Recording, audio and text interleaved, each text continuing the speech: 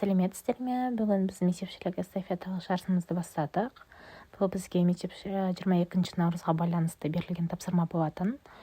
Мұғалімдердің арасындағы эстафеталық жарыс.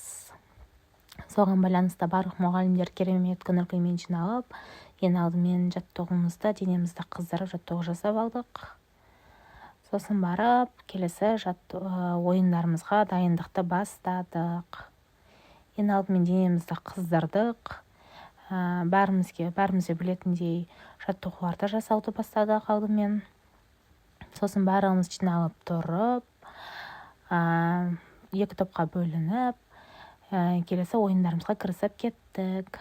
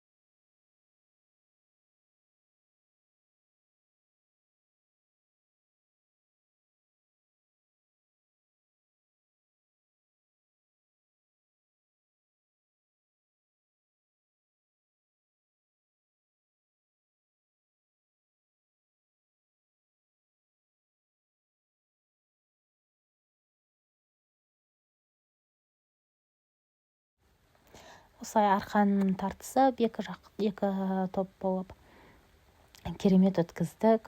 Достар, тіркелуді ұмытпаймыз.